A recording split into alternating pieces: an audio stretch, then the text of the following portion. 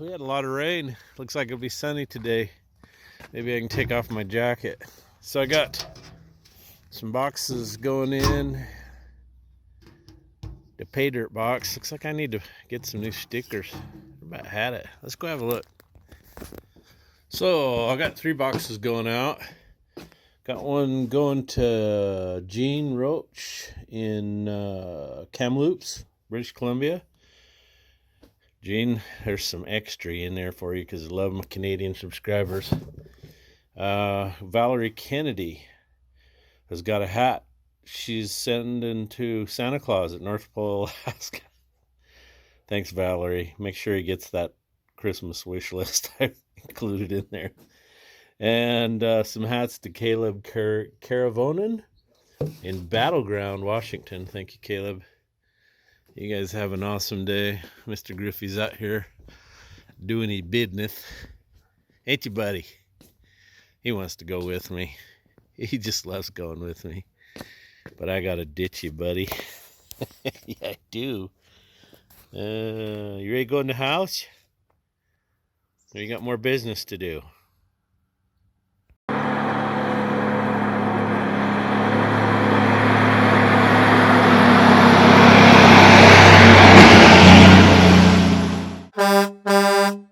So it's raining here. Get paid Jpaydirt for second or third day. I can't remember. Let's go in the shop. So they've got the transmission tore down in number 7, and the clutches that go in the 3rd and 4th gear are burned up. The converter clutch has got some skid marks on it, or the lockup clutch, but that's probably not uncommon for that. Anyway, they got it gutted. So they got another 5800 series transmission out here that came out of my dad's Wabco. They're going to bring it in tomorrow and gut it. And I think it was in pretty good shape when Dad took it out, and I drugged the Wabco over to the scrapyard. Anyway, they're going to scavenge it for all these discs if they're any good. Everything else looks good in it. It's just those gears. And Allison doesn't number them like Cat. Cat numbers them 1, 2, 3, 4, 5, 6, 7, 8. Allison has low direct, high direct, intermediate, reverse, and I can't remember what else. But anyway, there's 6 clutches in there total, I think. They've been cleaning stuff up, stacking it over there. And their planetaries look good, and the shafts all look good. It's just the discs look a wee bit tired. Some of them, the clutch facings, just, it's wore them right down. There's no more cross hatches in it. So anyway, they'll get her beat. They'll get her whipped. So one of the issues in the converter lockup clutch is the piston rings. And the rubber is, see if I can get focus. When you bend it, this one broke in half really easy, but you can see when you bend it, the cracks in it. So piston seals in that were cooked. The ones in the speed clutches are a white Teflon, and they're in good shape. So that probably would have failed eventually too because of the seals leaking. But anyway, it looks like we don't need any more trucks. So the BLM job that we bid, they decided not to give it to us for some reason. They called and they talked, and they wanted to know some questions about the crushing and if that was going to happen the 1st of September, and yeah. The crushing guy wanted me to come with the D9 and push the cinders to him, and I agreed to do that. Anyway, I don't know what's going on. BLM will not tell us who they gave the job to. They will not tell us the bids, nothing. For the life of me, I don't know how they can do that with public money. as much money as this job was, it was like $800,000-900,000 worth of work. So I don't know what to say there. Anyway, so we're not really in the market for trucks at this point. Although, if you know where there is one, I don't know, we may want to pick up another one or two just to have around. But for now, there's no 911 on it. So Matt's been taking apart planetaries. He's got a bunch of these thrust washers that go in here ordered because he's got one that's missing a huge chunk, and the other ones are, there's one that's broke, and then he's one that's cracked here. So if you lose those bearings are going to eat into your housings and ruin things. So anyway, he's been tearing stuff apart, cleaning it up, checking it. I think if they put this together with new bearings and seals and all these thrust washers and stuff, I think they'll have a transmission that'll last as long as they live. These trucks don't see the service that they saw in the mines. So anyway, he's really struggling finding parts for these. He's been getting them, I can't remember where, somewhere back east, I think it was. This is I can't remember what he's got in here. I think this is just all the gaskets and seals and everything. He's getting them from Excalibur,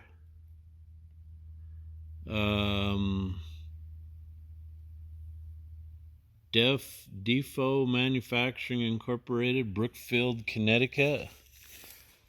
Anyway, this is the only place he's been able to find stuff and get it quickly. There's a place in Salt Lake, but geez, they're slow.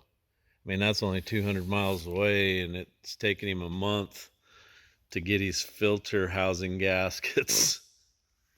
So he found these guys on the internet, and they've been pretty good. Hey, so I wanted to tell you what's going on with Petey's AC. So, El Camino man, I'm not calling you a liar, but what I am saying is GM came up with the replaceable service ports. Petey does not have replaceable ones. There is a special socket made on some applications, especially GM, that you can unscrew those and replace them. Petey does not have those. When I get these lines off, I will put a set of vice grips on and see if I can unscrew, but I've looked close and there's no parting line anywhere. That's all part of the line. So Blaine Keys has got me, let's see, which one is it? He's got me this line. He got it from Peterbilt dealer in Cedar Rapids, Iowa, and it's coming. Should be here next week. My low pressure port is leaking also, so my Peterbilt dealer has got that line coming for me. And then let's see, let me show you on the other side here. So this hose that comes from the bottom of the condenser hooks into that metal line that Blaine got me, and it goes rubber hose up here, then it goes into a metal line, and it goes down here to the bottom of the condenser. So that one I got from a Peterbilt dealer in Wichita Falls, Kansas, whatever they call it. Dune and Peterbilt. They're just like Rush Truck down there in Lufkin. They screwed me to the wall. Blaine said his price on that line was $190. By the time it gets to me, $300. So I took it in the butt pretty bad there. It's just sad that those truck dealers, if you're an over-the-road trucker, you're somewhere, you need a line, they will screw you to the wall, which I don't understand. But Don't think I'll deal with Dune and Peterbilt again. Screw you.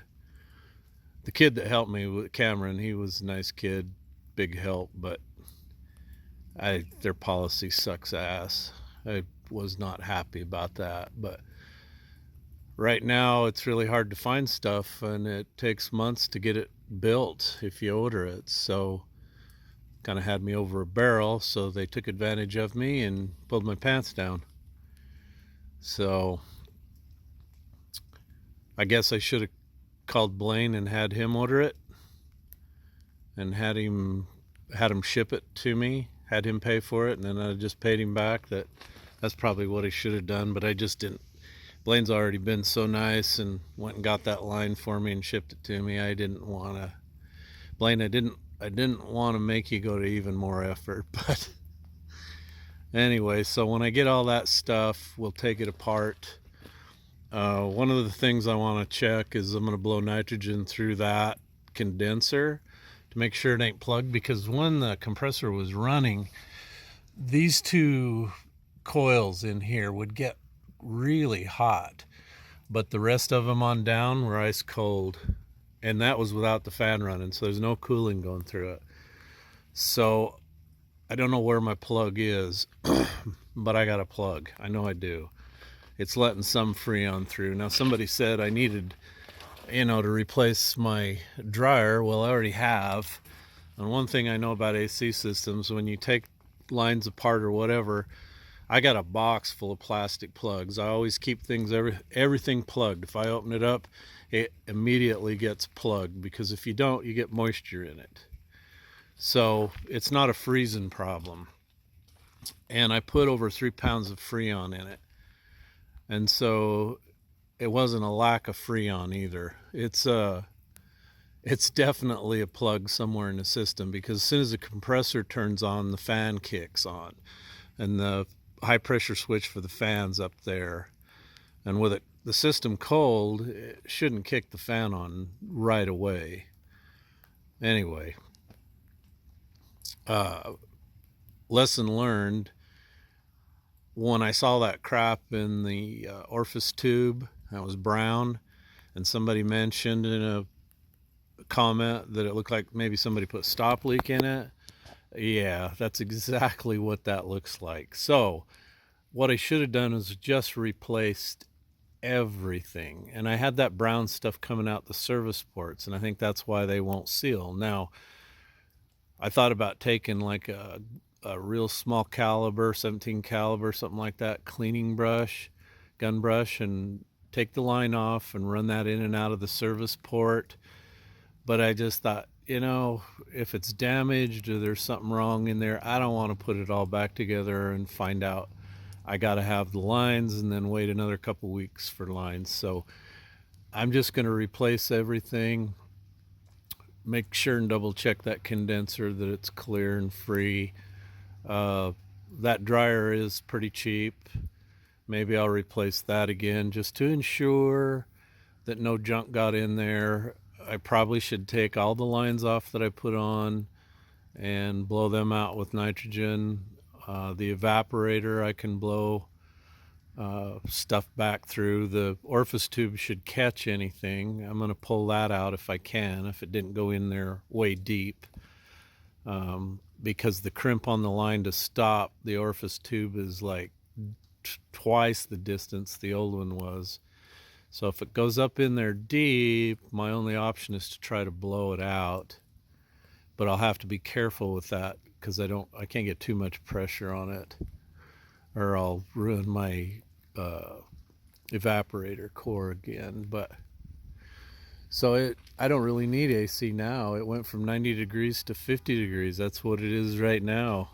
And it's not going to get above like 65 the rest of the week, I guess. So don't really need any AC today. Anyway, you know me. I ain't going to let it beat me. I'll get it whipped. Jeff wins. You just watch. Hey, but I do appreciate all of you, those of you that commented, especially the guys that do this all the time. I don't know everything about AC. I know enough to be dangerous. But I've ordered a new set of gauges. I ordered Yellow Jacket gauges this time. They're made in the US. So I've got that coming, plus a few other little accessories and goodies, valve cores and stuff like that. So I'm gonna win. You watch.